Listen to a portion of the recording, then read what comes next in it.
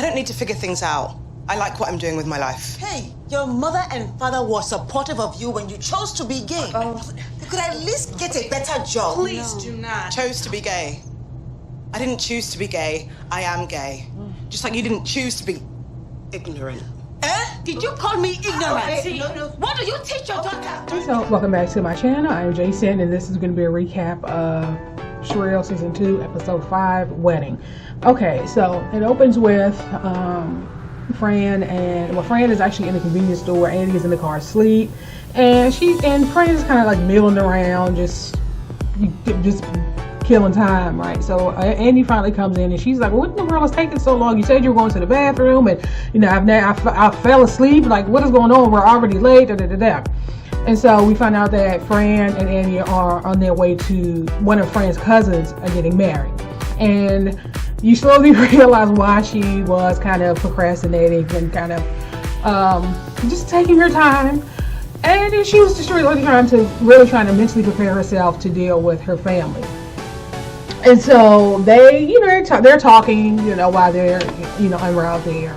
Eventually arrive, and the first person that greets them is, I think, one of her aunts. And, they do the hug and all that. We actually find out that Fran is actually Nigerian.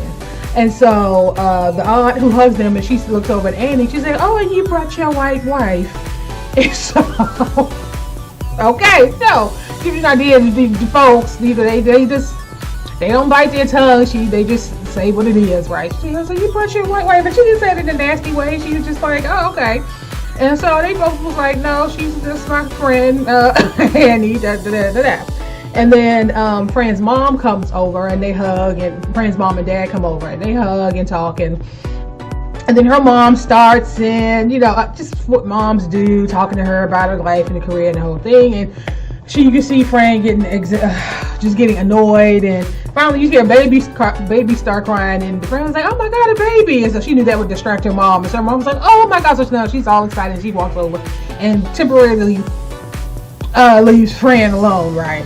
So it's the day of the wedding, and all the women have gathered, and they're getting dressed, and of course Fran shows up late. Her mom had already breamed her the day before for showing up late, for arriving at the hotel late.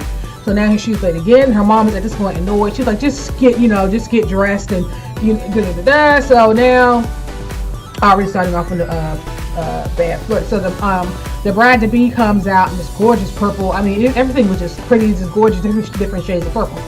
And so the bride comes out, and of course they're all gushing over her. The bride's mom, of course their aunt, Fran's mom. They're like, "Oh my God, you're just so beautiful. How you can tell she was putting it on thick. Oh, hey, you're so lucky to be marrying a doctor." And Elma and you can see Fran kind of sitting there, kind of like shrinking, and her mom.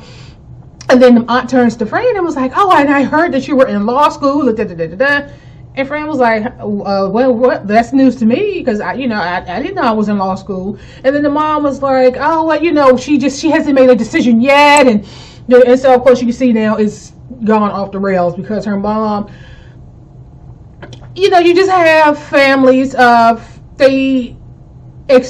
they do have these, some families do have these high expectations of their children, and she felt like basically Fran is wasting her time and just milling about, and she's basically not doing what they feel Fran should be doing.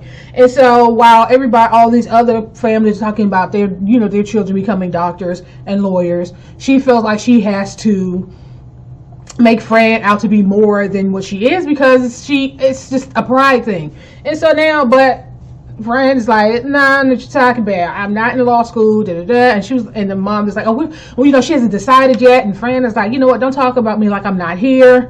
And the mom was like, "We'll talk about this later." And then the aunt says, "It's your family, your parents have sacrificed a lot. Don't blame them because you chose to be gay." You saw the whole clip in the beginning. And she was like, "I didn't choose to be gay, just like you didn't choose to be ignorant." And so it's a whole thing, like, "How dare you talk to your aunt like that?" And it's a whole thing. And so they're like, "How did you raise this girl?" And they're like, "Don't you talk to her? You apologize to her." It turned into a whole situation. Fran ended up storming out, and she just needed some time to herself. The bride-to-be was like, you know what? I've had enough. You know what? This is not the time. This is not the day to do this. To do it tomorrow at the reception. Nobody cares about the reception. I just stop. And so she was over it. So now everybody's all in a tizzy and upset, and it's a whole hot mess. So what should have been about the bride is her day is now turned into the damn the battle royale, and they going back and forth yelling and screaming and all this kind of crazy stuff. So again, they parted ways. Fran went for a walk.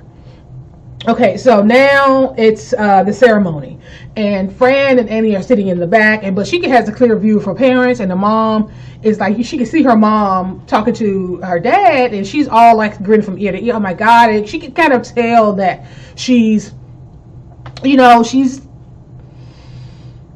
kind of doing the same thing, like, and I don't know if she was doing that deliberately for Fran to see her, but anywho, she's all gushing to get over the bride, and Fran is feeling some kind of way. And so now they're at the reception, the music is going, everybody's having a great time, they're doing the money dance and all that. It was all good. So Fran excused herself, and she went to the restroom, and so Annie went in obviously to see how she was doing, and the bride comes in. She had to use the bathroom, so she needed them both to help her with her dress. They did, and Fran and her cousin are talking, and she was like, you know what, you're the coolest person. This is the cousin talking to Fran. You're the coolest person in the family, and don't like go by me. I'm just a freak whose life goals happen to align with my family's.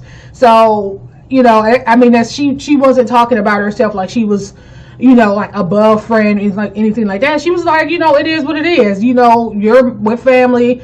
We made, we have different goals. We, just chose different paths, but I've always kind of, in a sense, admired you for kind of doing your own thing. And so, that kind of made Fran feel a little better. And so they, still talking, and Fran and so they decided to go back out to, back to the reception. And so before they left out, Annie gets a text from Lamar. This is Fran's brother. If you didn't know, the first season where they had a little hookup, and it was so funny because apparently their parents know about it, because when they initially arrived at the hotel, they all sat down for brunch or lunch or whatever that was, and the father said, so are you going to fornicate with my son again? And so of course that took Annie caught her off guard, but it was a laugh. Like, it wasn't that serious. They just laughed about it. All the other people laughed about it. Lamar and Annie obviously were kind of uncomfortable, and Fran was like, you know what, it's just easier for me to talk about your life, talk to them about your life than my own. And so she had a little chuckle. And so now Lamar, he's and of course then they got into, because they're at a wedding, then it's like, okay, Lamar, when are you going to get married? And the whole conversation. Then Fran, when are you going to get married? And her aunt was like, you could be a lesbian, you could marry a man and still be a lesbian, just ask your aunt so and so. And so they had a little chuckle, and so it's just been a thing, so Annie gets this text, and it was from Lamar saying, do you want to smoke? And so she, basically told Annie, Fran and her cousin that she would catch up with them, and she went to meet Lamar out by the pool. So they having a little smoke, a little conversation, and he thinks it's going to be like a repeat. She's like, oh, well, I can't do that. I'm in a relationship. And he was like, I hope it's not with that loser that you were with before. And she was like, he was like, well, she was like, well, it actually isn't. He was like, are you serious? And he was like, well, I guess as long as he makes you happy. And she was like, well, he does make me happy. Like, she got all in her feelings. I'm starting to think, what's the real reason that Annie's in this relationship? I don't know. I'm just getting the feeling that every time something comes up where she feels like she has to defend her relationship, she gets real out of sorts. And I'm like, well, can you blame the people for not feeling as strongly about Ryan as you do? I mean, he's a bum. His mom still does his laundry. Anytime he needs to do something, he has to borrow his mom's car. He got fired from his job because his ass rarely went. I mean, he has a child out there that he doesn't have a relationship with. I mean, Ryan is not a catch by any stretch of the imagination. So the fact that, she would get, so kind of attitudinal for a second, like, okay, well, of course, he's, it's worth it. He's giving me whatever it is that I need whatever emotionally fit, whatever it is that he's feeding something for her. And he was like, okay, well, we just go, let's sit here and have, a few more puffs and just chill. It's all good. It's all good. So Fran is out. We're back to the reception, and Fran is out on the dance floor. She's having a good time, and then she's seeing her mom. Her mom is over sitting at the table. She's alone. And so Fran was like, well, this would be a good time to go over and talk to her. And so they talked, and they both apologized. And Fran basically was like, I'm doing what I know that you have your vision of what my life should be, but I am, I'm happy with my life. I'm happy with the choices that I've made, and I just want you to accept that. And she was like, what was hurtful, I think she felt, well, not even think, is basically what she said, was that what you're doing here isn't anything differently than you could have done at home. And so the fact that you came here to do what you were, to live the kind of life that you're living, it just basically feels like you only left to get away from us. Basically, you just wanted that distance between us. She was like, well, Mom, I did come here for school, but I'm happy, with the life that I have and the life that I've built. And, I do love you, and I love my family, but at the same time, my life is my life. And so they talked, and she was like, I know you're not like anybody else. To me, you'll always be that baby standing in the toilet. And that goes back to the story they were telling initially at the brunch they had earlier, when she was telling stories about Fran, and how Fran got lost or something in the store, and they eventually found her standing in the toilet. And so she referenced back to that. So you'll always be that baby in the toilet. Standing in the toilet. So they had a little laugh, and they hugged, and it was a good moment. It was a good moment.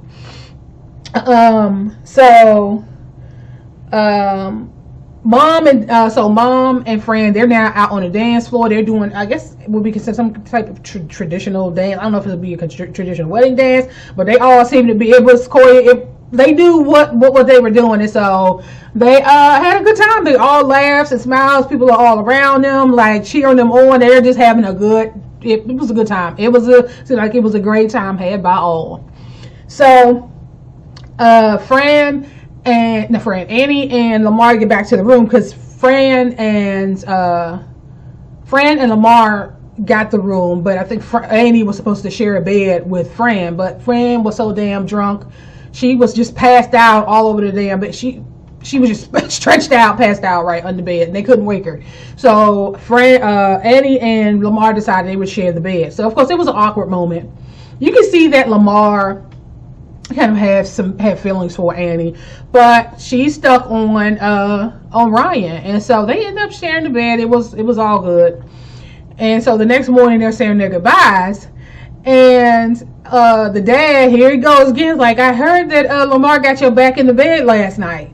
And so of course they laugh, and she says, okay, thanks a lot, Fran. Fran was like, I didn't say nothing, it wasn't me. And so they had a little chuckle, and they said their goodbyes. And so they went on ahead to the car, and they put on these hats that they bought initially while Fran was kind of milling around the store. She found these little pink caps. They look okay. The cap that she initially had on looked bright pink, but the caps they had in the end looked kind of purple.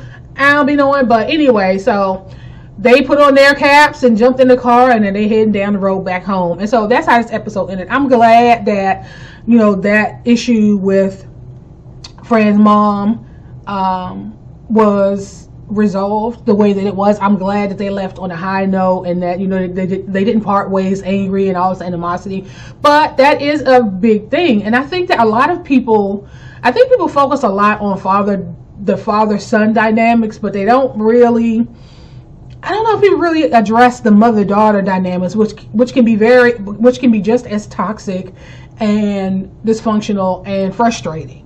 So I'm glad that it didn't end that way, and that her and her mom, they seem to be on the right track, and it's hopefully in the future. I mean, her mother, your parents are your parents, regardless of how much the strides you make in your life. Your parents are who they are, and sometimes you just have to accept that about them and deal with them in kind. So I'm going to end this here, and I will see you guys in the next video.